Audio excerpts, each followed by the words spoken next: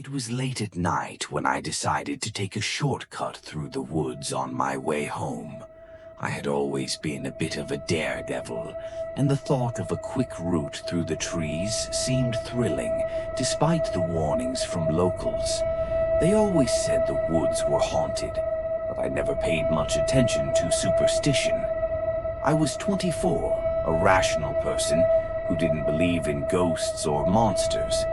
But something felt different that night. The moon was full, casting eerie shadows among the trees as I entered the path.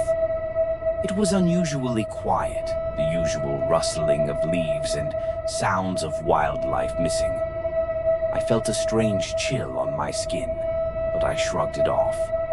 The woods weren't that big, I thought. I'd be out of here in 20 minutes at most.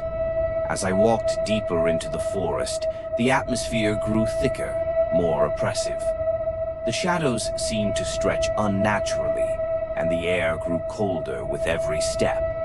My flashlight flickered a few times, and I tapped it, annoyed. "Great," I muttered under my breath. "Just great." Suddenly I heard a sound. At first I thought it was just an animal, maybe a deer or a raccoon. But the noise wasn't normal. It was more like footsteps, slow and deliberate, crunching through the leaves behind me. I stopped, my heart racing. I turned around, shining my light in every direction. But there was nothing. No person, no animal, just the dense trees and the empty darkness beyond them. "Hello," I called, my voice shaking slightly. "Is someone there?" Nothing.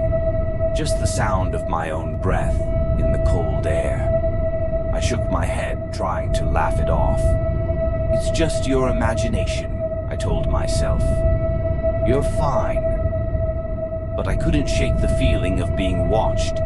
I quickened my pace, but the footsteps seemed to follow, getting closer, just a step behind me. Every few seconds I'd stop and listen, and every time I'd hear them. Faint, but there, in the distance. I turned a corner on the trail, hoping to see the familiar clearing that would lead me to the edge of the woods. But instead of the expected open space, I found myself in a dense thicket, the trees crowding in closer than ever. The footsteps were louder now, closer. I spun around again, but still saw nothing.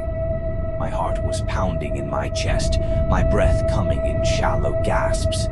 Then, out of the corner of my eye, I saw it. A figure. It was tall, hunched, its face obscured by a dark hood, standing just beyond the trees. I froze, unable to move. My mind screamed at me to run, but my legs were locked in place. The figure didn't move, just stood there, watching. I couldn't tell if it was human or something else entirely. It was too dark and the shadows played tricks on my eyes. "Who are you?" I called, my voice cracking. No answer. But the figure's head tilted slightly as though it were considering me. I took a step back, then another. The figure made no move to follow, but I knew it was watching me. It felt like an eternity passed before I could turn and sprint away, the footsteps behind me growing louder as I ran. I didn't dare look back. The fear of seeing that figure again was too much. I ran for what felt like hours, but it couldn't have been more than 10 minutes. The trees finally started to thin, and I saw the edge of the woods in the distance. I pushed myself harder, my legs burning, my breath ragged, until I finally stumbled out into the open air. I didn't stop running until I reached my car, parked on the side of the road. I fumbled with my keys, hands shaking, finally getting the door open and slamming it shut behind me. I sat there, breathing heavily, trying to calm myself down. The woods were silent again, the only sound the rush of my own heartbeat in my ears. I didn't know what I had seen out there, but one thing was certain. I wasn't going back. I never told anyone anyone about that night, who would believe me? The woods weren't supposed to be haunted, but the feeling I had, the feeling that something was wrong, it stayed with me. To this day, I can still hear the footsteps behind me when I walk alone in the dark, and I never take shortcuts through the woods anymore.